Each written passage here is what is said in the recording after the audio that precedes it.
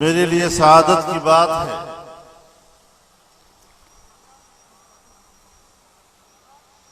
कि एक तवील अरसे के बाद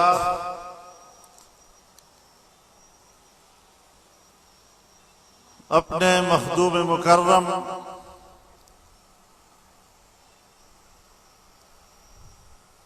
मरहूम हजरत मौलाना मोहम्मद मुराद साहब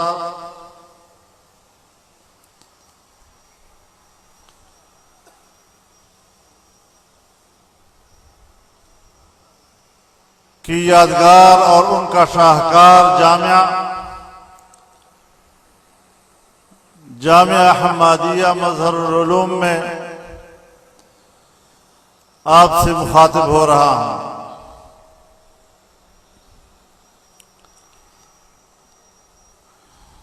इस जामिया की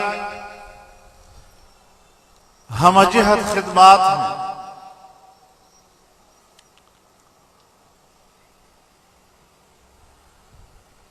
पूरे बर्र सगीर में दीनी मदरसे ने कुरानी उलूम, हदीस के उलूम और फ़िक़्ह के उलूम को तहफ़्फ़ुज़ फराहम किया।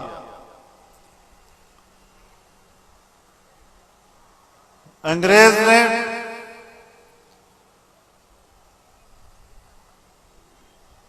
पूरे बर्र सगीर में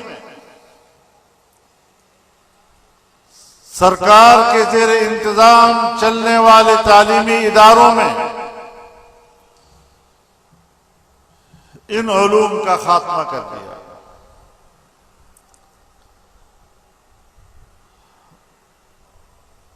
और ये नजरिया दिया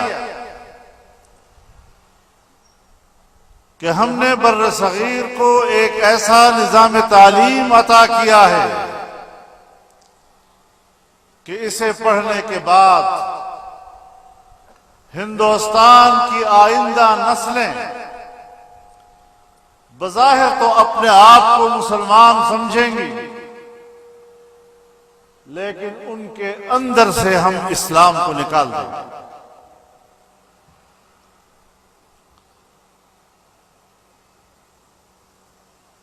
कॉलेज और यूनिवर्सिटी के उलूम से हमें कोई झगड़ा नहीं।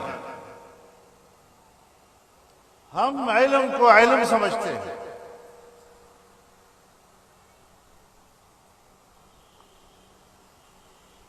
चाहे वो जदीद साइंस हो, जदीद टेक्नोलॉजी हो, जोग्राफिया हो, पॉलिटिकल साइंस हो, तबीयत हो, जितनी भी इंसान की जरूरत से वाबस्ता उलूम हैं, हम उन उलूम को कदर की निगाह से देखते हैं। लेकिन याद रखो,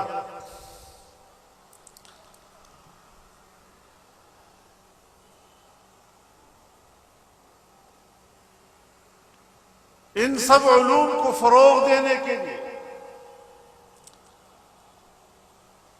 और इसकी रोशनी में जिंदगी में तरक्की पैदा करने के लिए अक्ल की जरूरत है। अल्लाह ने हजरत इंसान को अक्ल की नेमत से नवाजा, लेकिन याद रखो, अक्ल गलती भी करता है, अक्ल मगलूब भी हो जाता है, ख्वाहिशात नफ्स से मगलूब हो जाता है, मोहब्बत और गज़ब से मगलूब हो जाता है।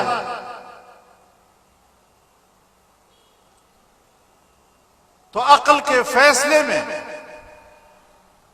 खता और इन्हिराफ की गुंजाइश हुआ करती है, उसका इम्कान हुआ करता है। अल्लाह रब्बुल इज्जत ने अजीम इंतजाम किया उसका कि अक्ल की रहनुमाई के लिए बराह रास्त वही भेजी और वही में खता और इनहराफ का कोई इम्कान नहीं। अक्ल और वही के दरमियान ऐसा रिश्ता पैदा किया कि आपकी आंखें हैं, आपकी आंखों की बीनाई है, आंखों की बीनाई बिल्कुल ठीक है, पूरी तरह कुव्वत बीनाई मौजूद है, लेकिन अगर उसे खारिजी रोशनी मुहैया न की जाए तो अंधेरे में वो बीनाई भी काम नहीं देती। रात का अंधेरा हो, कमरे में बिजली भी नहीं, दरवाजे भी बंद हो जाएं, तारीकी ही तारीकी, आपकी बीनाई में जितनी भी ताकत होगी नजरों से कुछ भी नहीं आएगा। तो बाहर से अगर सूरज की रोशनी मुहैया ना हो तो इंसान की बसारत काम नहीं करती। इसी तरह अगर अक्ल की रोशनी को बाहर से वही की रोशनी मुहैया न हो तो फिर अक्ल रहनुमाई नहीं कर सकता, वो मान पड़ जाता। तुमने अक्ल को अल्लाह की वही की रहनुमाई से महरूम किया। यह है इस दौर की जदीदियत जो हमें कुरान और हदीस और सुन्नत से लाताल्लुक करना चाहता है। इस मदरसे ने इस ताल्लुक को बरकरार रखा। इसलिए आज मुझे हक पहुंचता है कि मैं तहे दिल से इन फुजलाए किराम को मुबारकबाद पेश करूं। और आज जो दस्तार उन्होंने अपने सर पे सजाई है, क़यामत के दिन अल्लाह करे ये सोने के ताज में तब्दील हो जाएगा। दुनिया वक्फा की इज्जत का जरिया बन जाए। मेरे मोहतरम दोस्तों, कितनी कितनी रुकावटें पैदा की जा रही हैं। दुनिया में कहीं पर कोई दहशतगर्दी का वाक़या होता है, उसे मदरसे से वाबस्ता कर लिया जाता है, उसे मजहब से वाबस्ता कर लिया जाता है, उसे दाढ़ी और पगड़ी से वाबस्ता कर लिया जाता है। और ये कोई छोटी मोटी तंजीमें नहीं कर रही, आलमी कुव्वतें इस मिशन के पीछे हैं। मादी लिहाज से दुनिया की ताकतवर कुव्वतें अरबों डॉलर खर्च करके आपके इन उलूम का खात्मा करना चाहते हैं, आपके मदरसे का खात्मा करना चाहते हैं, आपकी पगड़ी और दाढ़ी का खात्मा करना चाहते हैं, कुरान और हदीस से आपका रिश्ता खत्म करना चाहते हैं। लेकिन इन फकीरों ने, इन मलंगों ने आलमी कुव्वतों की अरबों डॉलर की इस पूरी ताकत को खत्म कर दिया है, उसको शिकस्त दे दी है। और इंशाअल्लाह आगे भी हम आपको शिकस्त देते रहेंगे।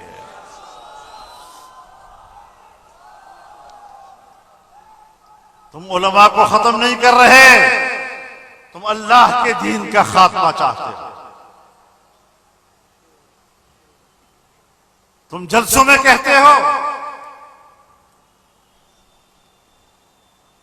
कि मदरसे का आदमी पढ़ा लिखा नहीं।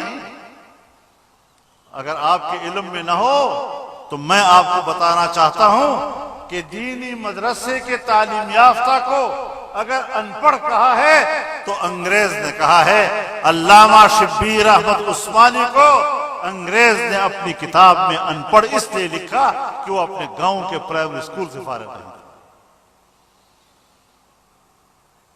इस मेयार को हम तस्लीम कर रहे? होते कौन हो तुम? किस जोन में ये बातें तुम कर रहे हो? और जब एक छोटे से वोट की पर्ची की जरूरत पड़ जाए तो ये बड़े बड़े सियासतदान और वडेरों को मैंने देखा है किस तरह घरों में और डेरे पर लोगों के सामने कुरान लेकर जाते हैं। कुरान याद आ जाता है इस वक्त।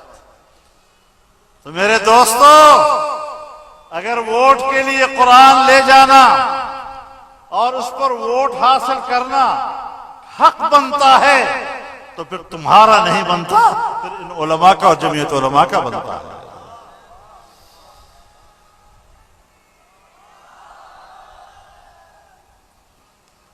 जिनको कुरान पढ़ना नहीं आता, जिनको कुरान करीम की तिलावत करनी नहीं आती, उनको भी इन दिनों में कुरान याद आ जाता है।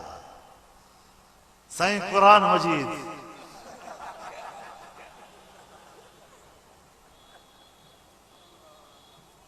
सारी जिंदगी सर पर पगड़ी नहीं रखी। जब इलेक्शन आता है तो पब्लिक के सामने पग के साथ जाते हैं, साईं पग न वोट हो। ओ कमबख्तो, तुमने आज पगड़ी पहनी और मेरी पूरी जिंदगी पगड़ी ही पगड़ी है, तो फिर हक मैं रखता हूं या तुम रखते हो?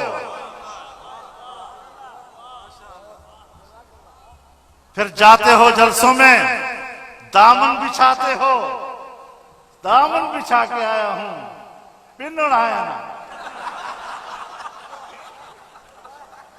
तो मैं जानता हूं तुम तो गांव में आकर कमीज पहनते हो और तुम्हारा दामन बन जाता है, वरना तुम्हारी जिंदगी तो कोट पतलून में गुजरती है। जिसका दामन होता ही नहीं है, अगर पूरी जिंदगी सुबह शाम किसी का दामन है तो वो तो जमीयत के इन फकीरों का है जो हमेशा कमीज सलवार में रहते हैं। तो अगर दामन का हक है कि उसको वोट दिया जाए तो फिर मौलवी का हक है, उलमा का हक बनता है।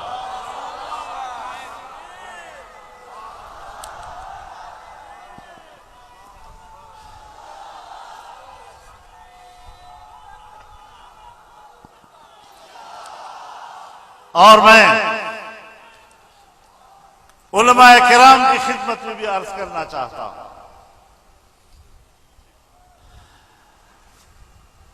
इलेक्शन लड़ना है तो जाहिर है आप एक हुकूमती निजाम की तरफ जाते हैं। हुकूमती निजाम की तरफ जाने के लिए दो चीजों की जरूरत होती है, एक रूहानी और एक मादी। जब आप मैदान सियासत में उतरे तो फिर आपका अकीदा होना चाहिए कि मेरा मकसद इलाए कलिमतुल्लाह है, अल्लाह के कलमे की सरबुलंदी है। जब अंदर से ये नीयत हो तो फिर इसका मकसद ये कि आपकी जिंदगी का नस्बुलैन अल्लाह का दीन हुआ, ये रूहानी मकसद है। जिस तरह कलमा हर जगह आपके साथ रहता है, आप दुकान में बैठे हैं तो कलमा आपके साथ, आप मुसलमान कहलाते हैं। आप खेत में होते हैं तो कलमा आपके साथ, आप मेहनत करते हैं तब भी आप मुसलमान कहलाते हैं। आप सरकारी दफ्तर में होते हैं तो वहां भी कलमा आपके साथ होता है, आप मुसलमान कहलाते हैं। लिहाजा मैदान सियासत में जब भी आप कदम रखें, वोट लेना हो या वोट देना हो, तो उस वक्त एक मकसद अपने दिल के अंदर रख लो कि मेरा इससे मकसद अल्लाह के दीन की सरबुलंदी है। अब जाहिर है जब आप सियासत में जाएंगे और सियासत में जाएंगे, हाथ हुकूमत में जाएंगे, और जब आप हुकूमत में जाएंगे तो मुल्की वसाइल पर आपको दस्तरस हासिल होगी, और जब मुल्की वसाइल पर आपको दस्तरस हासिल होगी तो लोगों की जरूरतें उन वसाइल से वाबस्ता होती हैं। उनको रोजगार भी चाहिए, उनको नौकरी भी चाहिए, उनको स्कूल भी चाहिए, उनको अस्पताल भी चाहिए, उनको सड़क भी चाहिए, उनको डाकखाना भी चाहिए। सारी चीजें जो दुनियावी जरूरतें हैं वो इंसान को चाहिए और वसाइल पर उनका हक है। और आज हुकूमत में आप आए, वसाइल आपके हाथ में आ गए, तो अब पब्लिक आपकी तरफ आएगी। आप मस्जिद में बैठे रहे, दम चुप करते रहे, कोई नहीं आएगा कि मेरे साथ थाने चलो मौलवी साहब। आप खानकाह में बैठे रहे और सब तावीज लिखते रहे, कोई आपको नहीं तंग करेगा कि मौलवी साहब मेरे साथ चलो, जरा दफ्तर तो चलो, कचहरी तो चलो। लेकिन जब आप सियासत में आएंगे, मुल्की वसाइल तक आपका हाथ पहुंचेगा, आपकी कुदरत में आएंगे, तो पब्लिक दौड़ेगी आपकी तरफ और आपसे कहेगी मेरी ये जरूरत है, इसको पूरा कर। अब यहां पर आपने अपने आप को देखना है कि ये हक अवाम का है, लेकिन ये मादी है और अंदर से मेरे अंदर अकीदा है इस्लाम की सरबुलंदी। तो इस इस्लाम का तकाजा है कि आप लोगों की इन जरूरतों को पूरा करेंगे।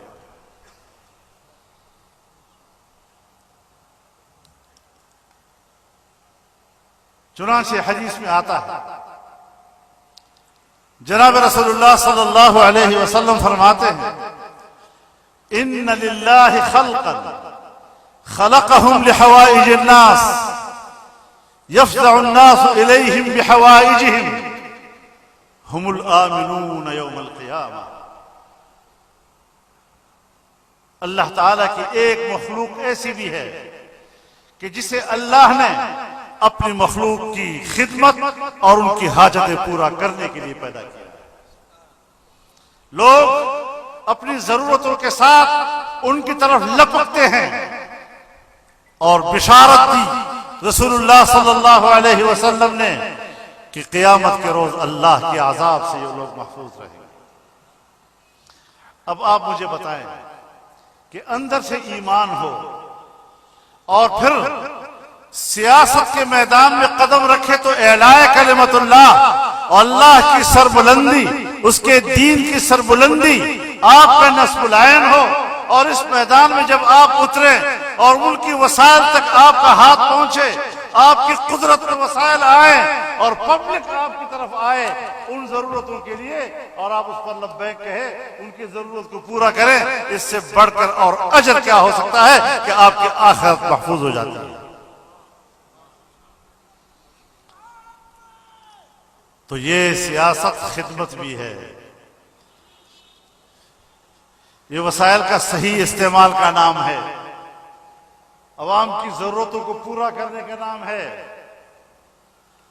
इज़ा अरादल्लाहु बिअब्दिही खैरन यस्रिफु हवाइज अन्नास इलैहि, जब अल्लाह ताला अपने बंदे के साथ खैर का इरादा फरमाता है तो लोगों की जरूरतों को उसकी तरफ फेर देता है। इससे घबराना नहीं है मेरे उलमाए किराम भाइयों, ये तो अल्लाह की तरफ से बायस से अजर काम है। आम आदमी, गरीब आदमी के काम आप आए, आप उसके साथ दौड़े, आपने जुल्म से उसको निजात दिलाई, आपने उसकी हाजत पूरी की, तो ऐसी सूरत में ये सियासत शरइया का तकाजा है। जमीयत उलमा इस्लाम आपको इस सियासत की तालीम देती है। डांटो मत लोगों को, सही, आपने मुझे इस्लाम के लिए वोट दिया है, थाने के लिए थोड़ा ही दिया है। आपने तो मुझे इस्लाम के लिए वोट दिया है, नौकरी के लिए थोड़ा ही दिया है। नहीं, अब उसका हक है कि वो आपके पास आए और आप लोगों की खिदमत करें। और इंशाअल्लाह मेरे कारकुन के पास आम आदमी की खिदमत की सलाहियत बहुत ज्यादा है। वो काम के लिए उससे रिश्वत नहीं लेता, वो काम के लिए उससे छुपता नहीं है, उसका मजाक नहीं उड़ाता, उसको हकारत की नजर से नहीं देखता। मैंने बड़े खवानीन को देखा है, बड़े बड़े बुर्जों को देखा है मैंने, जो अपनी तकरीरों में कहा करते थे ये हमारी रोटियों पर पलने वाले मुल्ला, आज हमारा मुकाबला कर रहे हैं, बखुदा वो ऊंट जितने ऊंचे आज छोटी बकरी के कद पे आ गए हैं, और वो छोटी बकरी वाले मौलवी मुल्ला आज ऊंट से भी ऊंचे कद के नजर आ रहे हैं।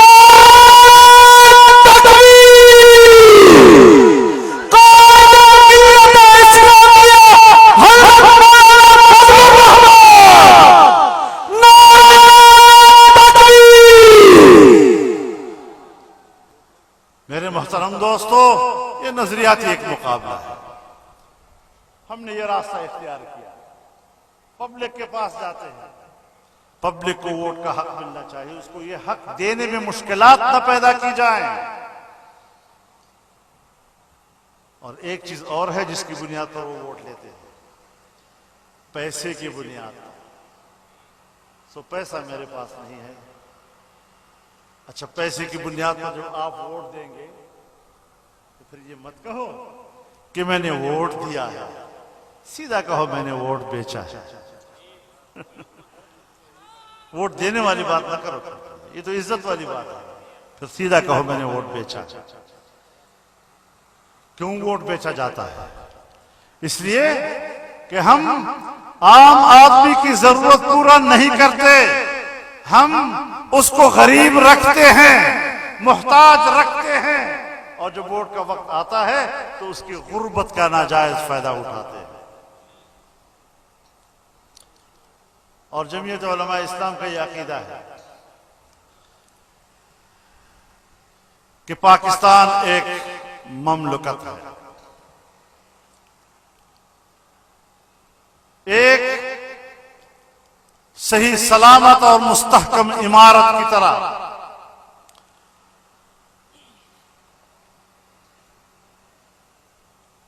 और एक तमद्दुन है।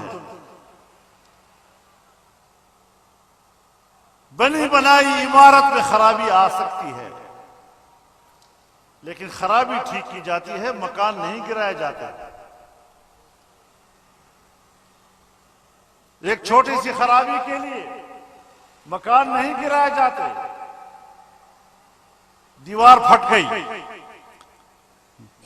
बिजली कमजोर हो गई, तारे टूट गई, पानी का निजाम खराब हो गया, उसके लिए घर गिराए जाते हैं या मरम्मत की जाती है। तो पाकिस्तान एक मुस्तहकम मुल्क है, एक एस्टेब्लिश्ड स्टेट है। खराबियां बहुत होंगी, लेकिन हमने फैसला किया कि हम उन खराबियों की तरफ तवज्जो दें। हम मुल्क को गिराना नहीं चाहते, लेकिन याद रखें फिर हम इतने सादा मौलवी भी नहीं हैं कि जो मुल्क को गिराने के लिए आते हैं उनको भी न पहचान सके। जो मुल्क को गिराने के एजेंडे पे आते हैं उनको हम पहचानते हैं, और ये भी पहचानते हैं कि किसके लिए मुल्क को गिरा रहे हैं, किस एजेंडे के तहत गिरा रहे हैं। फिर ये पाकिस्तान किसी के बाप की जागीर नहीं है, ये जितना किसी और का है उतना ही मेरा भी है, और मैं अपने वतन अजीज की हिफाजत और उसके बका व तहफ़्फ़ुज़ के लिए हर क़ुव्वत से टक्कर लेने की कोशिश करूंगा।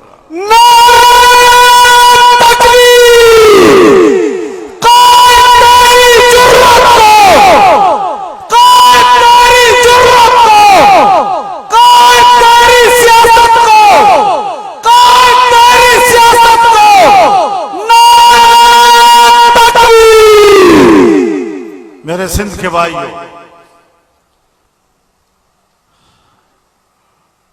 मैं आपको सलाम पेश करता हूं। इमरान खान की वो हुकूमत कि जो एक बैरूनी एजेंडे के तहत आई थी, उसको उठाकर बाहर फेंकने में जो किरदार आपने अदा किया है उसे तारीख भुला नहीं सकेगी।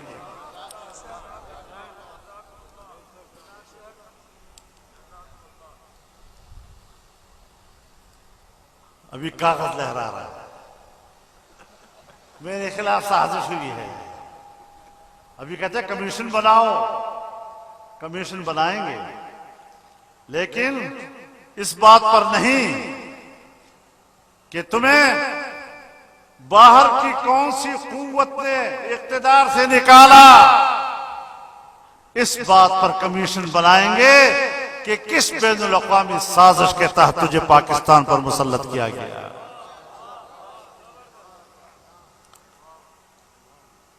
तुम तो बाहर से लाए गए, तुम्हारी तो तरबियत बाहर से हुई, तुम्हारी तो नजरियाती तरबियत भी यहूदियों ने की, तुम्हें तो पैसा भी यहूदियों ने दिया। और सिर्फ यहूदियों ने नहीं, हिंदुस्तान के लोगों ने भी तुम्हें पैसा दिया है। अमेरिका से भी जो पैसा तुम्हें मिला है वो पैसा भी तुम्हें यहूदियों ने दिया है। और अब फॉरेन फंडिंग केस के लिए रोज अदालत में जाते हैं। न सुना जाए। क्यों न सुना जाए भाई? अब तक एक एक को जेल में डालते रहे। तुम नवाज शरीफ से ज्यादा मुकद्दस हो, तुम शहबाज शरीफ से ज्यादा मुकद्दस हो कि वो तो जेलों में रहे एहतसाब के नाम पे, और जब तेरी बारी आ गई तो रोजाना कोर्ट में जाते हैं। जी मुझे न सुनाया जाए, मुझसे न सुना जाए, मेरा फलाना केस न सुनाया जाए। करप्शन और पाकिस्तान की तारीख में जिन हुक्मरानों ने 70 साल तक कर्जे लिए थे उसकी हद वो नहीं है जो तुमने 4 साल में कर्जे लिए और पाकिस्तान को कर्जों के बोझ तले डाल दिया।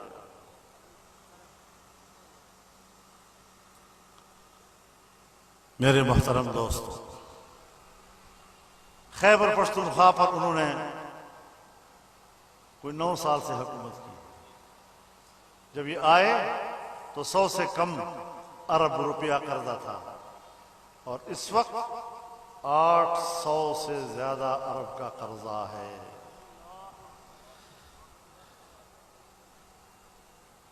और फिर स्टेट बैंक को आपने IMF के नुमाइंदे के हवाले किया, जो मिस्र में भी उनके स्टेट बैंक को तबाह कर चुका था और कहते थे कि मैं तो मेरिट पर लोगों को लाऊंगा जो बाकायदा एक मुल्क की मईशत का बेड़ा गर्क कर चुका है। तुमने उसको लाकर हमारे मुल्क के मरकजी बैंक में बिठा दिया। तो नतीजा क्या निकला कि हमने वो बैंक IMF के हवाले कर दिया। तुमने मुआहिदे किए और मुआहिदे जिन शराइत पर किए, जो आज आपकी मईशत का तर्जुमान है, तुम्हारा वजीर खजाना, वो जब आया उसने कहा कि मुआहिदे गलत हुए हैं। जो आज तुम्हारा दिफा भी कर रहा है, तुमने 5 साल में 5 वजीर खजाना तब्दील किए। नाहल के बच्चों, ऐसे भी दुनिया में कोई करता है? हर साल नया वजीर खजाना, नया वजीर खजाना, बेड़ा गर्क करके रख दिया मुल्क का। और ये जो इस वक्त आप महंगाई देख रहे हैं, चाहे वो पेट्रोलियम मसनूआत की हैं, चाहे वो अशियाए खुर्दनी की हैं, आप बताएं 4 साल हमने उनके खिलाफ इस महंगाई पर एहतजाज नहीं किया, लेकिन मुआहिदे कर लिए। अब ये मुआहिदे दर हकीकत आने वाली हुकूमत के लिए मुश्किलात। अब बात समझने की कोशिश करो। या तो हम छोड़ देते इसको कि जो गंद है वो उसके ही सर पे रहे, आज आपका मुल्क टूट चुका होता या टूट जाता। और अभी खुद कहा है कि फौज आपस में लड़ेगी, फिर कहता है मुल्क 3 हिस्सों में तकसीम होगा। ये कहां से वही आ गए उसके ऊपर? ये ख्यालात कहां से पेश कर रहा है? सो हमने ये फैसला किया कि जितना जल्दी हो, जब तक मुल्क है उससे वापस लिया जाए, और वापस लिया। लेकिन महंगाई का एक बड़ा बोझ उसने हमारे सरों पर लाद दिया था। अब ज़ाहिर गरीब आदमी ने तो यही देखना है कि आज हुकूमत किसकी है। इमरान की हुकूमत में भी ऐसा था, शहबाज की हुकूमत में भी ऐसा है, वो तो लोग कहेंगे। उस बेचारे का तो कोई कसूर नहीं है, लेकिन 4 सालों का गंद और 4 सालों की गलाजत और 4 सालों में मुल्क की मईशत को दलदल में फंसाने के बाद उसको वहां से निकालना कुछ वक्त तो लगेगा भी ना। ऐसा तो नहीं है मुआवजे तुमने किए हैं। आज IMF मुझे कर्जा देने को तैयार नहीं है, और फिर मुआहिदों में हमारे दोस्त ममालिक को तुमने जामिन बनाया, वो जमानत की वजह से मेरी मदद नहीं कर सकते, तो तुमने तो न मुझे आलमी इदारों का छोड़ा और न अपने दोस्तों का छोड़ा, तो क्या किया जाए? तो एक चंद अरसे हम थोड़े मुश्किल में जाकर कंट्रोल करेंगे, मुश्किल में जाकर कंट्रोल करते हैं इंशाअल्लाह।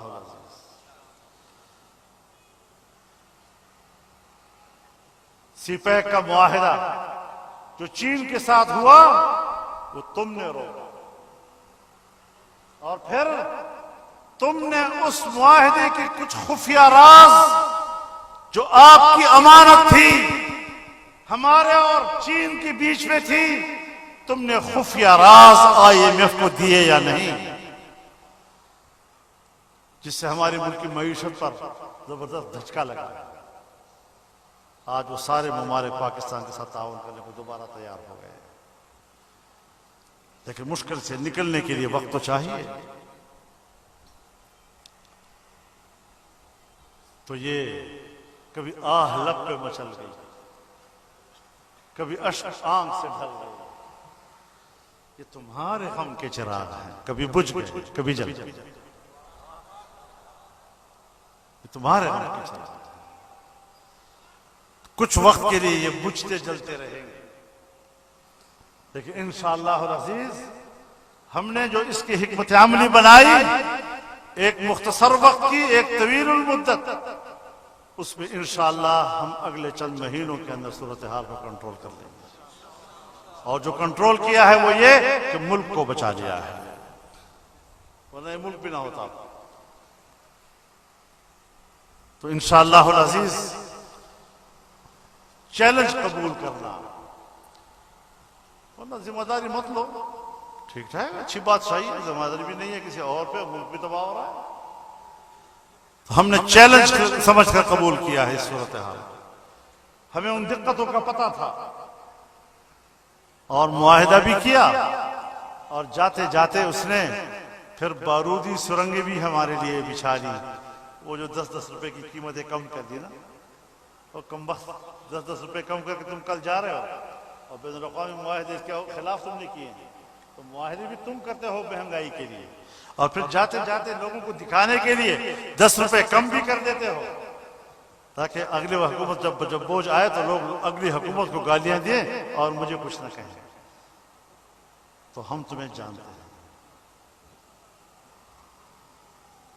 इतनी न बड़ा पाकी दामा की हिकायत।